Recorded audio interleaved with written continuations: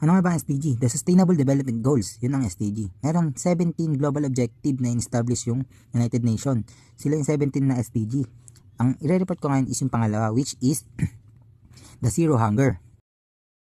May mga tanong tayong sasagutin. What problem does it address? Zero Hunger aims to end hunger, achieve food security, and improve nutrition. Ang Zero Hunger, ang ina-address niya is yung para matigil na yung mga bata o mga taong nagugutom. Yung Zero Hunger, ang goal nun is wala ng batang magugutom o wala ng taong magugutom. Yun ang goal ng Zero Hunger. Next question, why is it important? Undernourishment and hunger make people less productive and more likely to suffer disease. This prevent them from raising their income and improving their standard of living. Bakit nga ba importante itong goal na to, na ma-end na yung hunger? Kasi kapag yung tao gutom siya, hindi siya nagiging productive nahihirapan siya kumilos. Dahil walang laman yung tiyan niya, wala siyang energy para kumilos. And alam niyo naman, 'di ba? Kapag yung tao hindi siya healthy living, hindi siya nakakakain ng tama, madali siyang lapitan ng sakit, 'di ba? So, kapag na-promote yung goal ng SDGs, which is yung Zero Hunger, is maging productive din yung mga tao. Mababawasan na rin yung mga taong pumupunta sa hospital para magpagamot dahil lang sa sumakit yung sikmura nila dahil hindi sila nakakain, 'di ba? Mababawasan na 'yon. Dahil nga lahat ng tao is nakakakain na dahil dun sa goal na Zero Hunger. Next question, what are some real world example?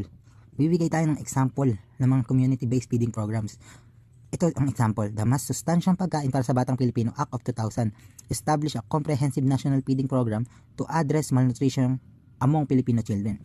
Yung government natin, nagtayo siya ng feeding programs para matulungan yung mga taong nagugutom na magkaroon sila ng pagkain. Ito yung the Mas Sustansyang Pagkain para sa Batang Pilipino Act, which is yung government nagpadala siya ng pondo sa mga community na magbigay sila ng mga pagkain para sa mga taong hindi afford bumili ng mga pagkain at makakain. Yun yung real world example. Yung government natin tumutulong siya para dun sa goal ng SDG, which is yung Zero Hunger. Next question, what actions can individual or community take to support this goal? Ano ba yung mga solution na dapat natin gawin at yung community na dapat gawin ng community? Una dyan is yung reduce food waste. Ano nga ba yung ibig sabihin nun? Dapat hindi tayo nagsasayang ng pagkain kasi kung isipin nyo, kung ang pagkain ay sapat lang and then binili natin lahat yun, tapos sinayang lang natin, paano yung iba? Paano sila makakabili ng ganung bagay kung tayo kinuha natin lahat at sinayang lang natin? Doon nagsisimula yung kagutuman. Yung iba hindi na sila nakakabili because binili natin lahat, then sinayang lang naman natin. Next is yung support local farmers. Yan ang pinaka-importante kasi yung mga farmers natin, sila yung nagbibigay sa atin ng pagkain. Kapag tayo hindi natin sinasuportahan yung local farmers natin, is magiging mahal yung mga product na makikita natin sa market dahil mag-aangkat tayo sa ibang bansa.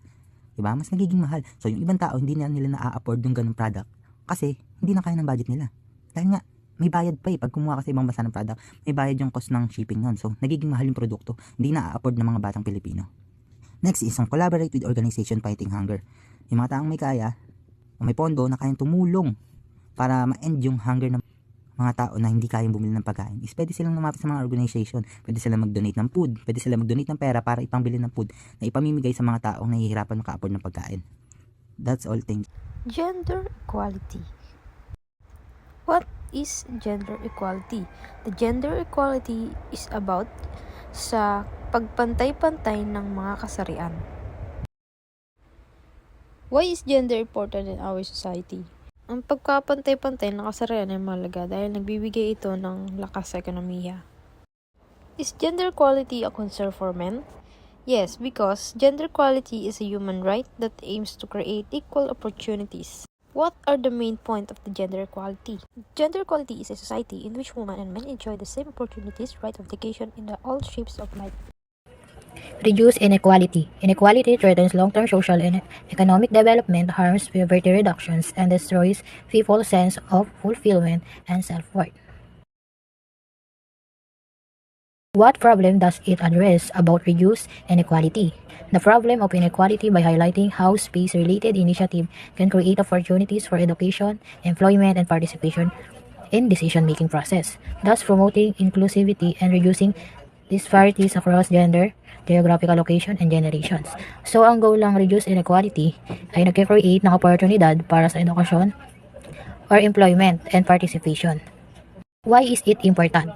Reducing inequality is not just a matter of fairness, it is essential for achieving sustainable development, social justice, economic prosperity, and global stability.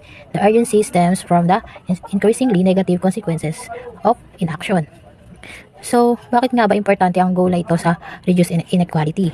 Kasi ito ay nagbibigay ng pagkakataon para sa lahat na magkaroon ng pantay na akses sa serbisyo at yaman. What are some real-world example? In the United States, the top 20% of citizens earn more than 20% of the nation's income, while the bottom 20% earn less than 20% of the income. Ito ay isang halimbawa ng income inequality o hindi pagkapantay-pantay sa kita. What action can individuals or communities take to support this goal? So individuals can support fair trade, donate, volunteer, and advocate for policy change. Communities can promote inclusive economic development, invest in education, strengthen social safety nets, and foster community dialogue. Sa madaling salita, ito ay nagmumungkahi na ang pagbabawas ng hindi pagkapantay-pantay ay nangangailangan ng pinagsamang pagsisikap ng mga individual at komunidad. That's all. Thank you.